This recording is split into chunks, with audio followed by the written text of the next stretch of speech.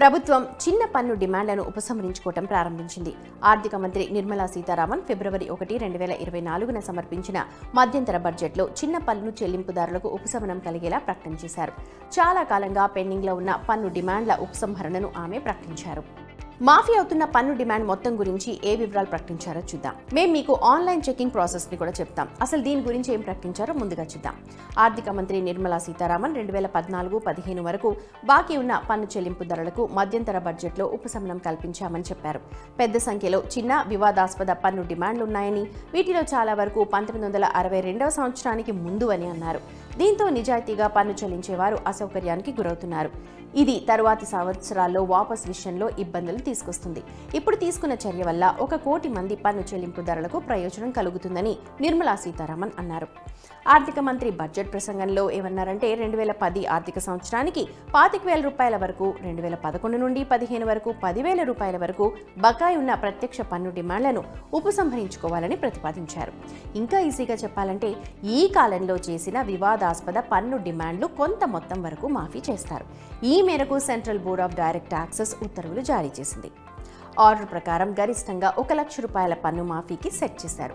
ఇది జనవరి 31, 2024 నాటికి అవుట్ స్టాండింగ్గా ఉంటుంది. ఇది ఆదాయ పన్ను, సంపద పన్ను, బహుమతి పన్ను డిమాండ్లను కవర్ చేస్తుంది. 1 లక్ష రూపాయల పరిమితితో పన్ను డిమాండ్, వడ్డీ, పెనాల్టీ, ఫీజులు, సెస్, సర్చార్జ్ ప్రధాన మొత్తంలో ఉంటాయి. సిబిడిటి మన ఆర్డర్లో కొన్ని అంశాలను స్పష్టం చేసింది. ఈ మినహాయింపు టీడీఎస్ లేదా టీసీఎస్ డిమాండ్లకు వర్తించదు. ఇది ఏదైనా క్రెడిట్ లేదా రీఫండ్ను క్లెయిమ్ చేయడానికి పన్ను చెల్లింపుదారులకు అవకాశం ఇవ్వదు. ఇది పన్ను చెల్లింపుదారులకు వ్యతిరేకంగా కొనసాగుతున్న, ప్రారంభించిన లేదా తీసుకున్న క్రిమినల్ చట్టపరమైన చర్యలను ప్రభావితం చేయదు. ఇది చట్ట ప్రకారం పన్ను అధికారులు తీసుకున్న ఏదైనా చర్య నుండి మినహాయింపును కూడా ఇవ్వదు. సిబిడిటి ఆర్డర్ని అనుసరించి అర్హత ప్రమాణాలకు అనుగుణంగా ఉన్నవారి పాత పన్ను డిమాండ్లు మాఫీ అవుతాయి. పన్ను చెల్లింపుదారులు తమ స్టేటస్ను ఆదాయ పన్ను ఫైలింగ్ వెబ్సైట్ www.incometax.gov.in లో చెక్ చేయొచ్చు. పన్ను డిమాండ్ స్థితిని చెక్ చేయడానికి పన్ను చెల్లింపుదారులు తమ వినియోగదారు ఐడి, పాస్వర్డ్ను ఉపయోగించి ఆదాయ పన్ను ఫైలింగ్ వెబ్సైట్కి లాగిన్ అవ్వాలి. ఆ తర్వాత వారు పెండింగ్ యాక్షన్ కింద ఉన్న response to outstanding demand ఆప్షన్కి వెళ్లి ట్యాక్స్ డిమాండ్ స్టేటస్ను చెక్ చేసుకోవచ్చు.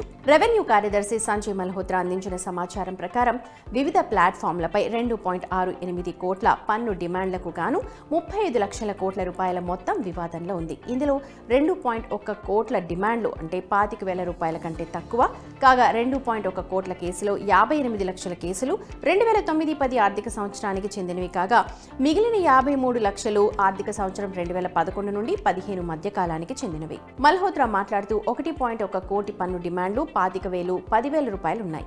వాటి విలువ 3,500 కోట్ల రూపాయల కంటే తక్కువ. ప్రభుత్వ నిర్ణయం చిన్న పన్ను చెల్లింపుదారులకు ఒక బిగ్ రిలీఫ్గా ఉండబోతోంది. ఇది చిన్న పన్ను డిమాండ్లపై ఐటీ శాఖ చేసే పెద్ద వ్యయాన్ని కూడా తగ్గిస్తుంది. మీకు పన్ను డిమాండ్ల గురించి ఏవైనా ప్రశ్నలు లేదా సమస్యలుంటే 1800-309-0130కు కాల్ చేయొచ్చు లేదా taxdemand@cpc.incometax.gov.in లో ఈమెయిల్ ద్వారా మీ సమస్యకు పరిష్కారం పొందొచ్చు.